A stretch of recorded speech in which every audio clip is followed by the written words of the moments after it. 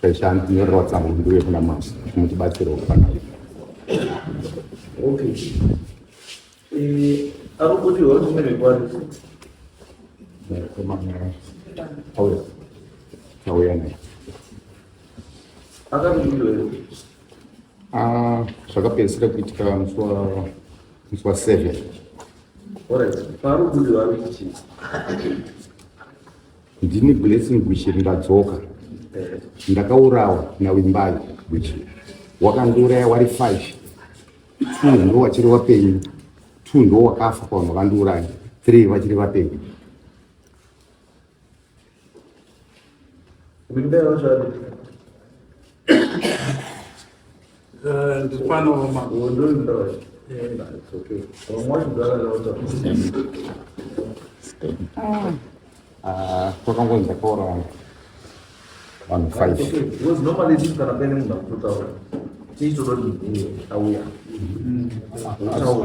Akazoenderera mberi achinditi ndiri kukumbira kuti mundibatsire mukoma.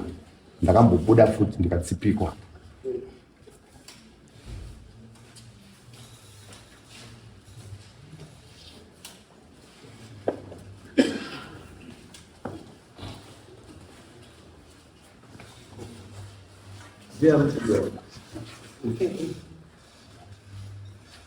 Muita sei zabudi.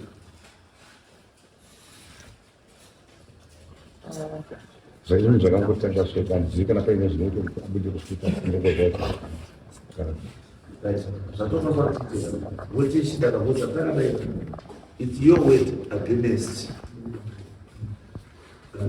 Because our pakataurwa zvinhu wanga uri Wanga wasipo. wanga wasipandisa. Ndosaka ndotwa kuti kana wanga wasipo, wanga wachizvinzwirawo wega. Wachibvunzawo mibvunzo kana uchida kubvunza mubvunzo. Wachibvunzana nemweya wacho. Kuti yasoziva kuti chokwadi chiri pasi.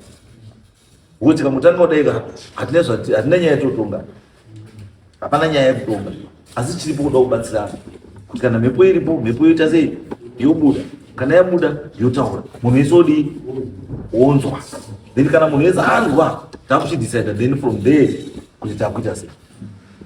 Handizve. Chira ari kuenda. Yati munokwanisa kuenda panze. Handiti. Munhu ari panze apo kwanisa kubatsira kuti mwana waite sei. Mweya wacho kana uripo uchibuda, ubuda. Because that's the only way out. Because uyuka out. Chado upindura, the other upindura kuchia. Iye uimba. Because I'm uzo uimba ndo wakaona. Handiti. Saka iye anotaura kuti alright, pamaka udziwa izvo ndandisi kuti handipo. Kukana muri ngofrema kuti ndiimba. Because of ruwengo rwenyu wamagara muinawo kana kuti hameno zvamunozivana pachezvino.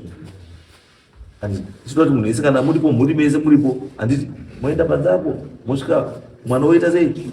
Mweya kana uripo unobuda, mweya woita sei? Wobuda, wotaura. Ane mubvunzo wodii? Wobvunza. Chokwadi chobva chabuda pachena. Then kana isusuwo from there tiita kuchiziva manje what direction to take yekuti kubatsire. Saka endai panze apo munoone gogo varipo anza chera. Hambeni.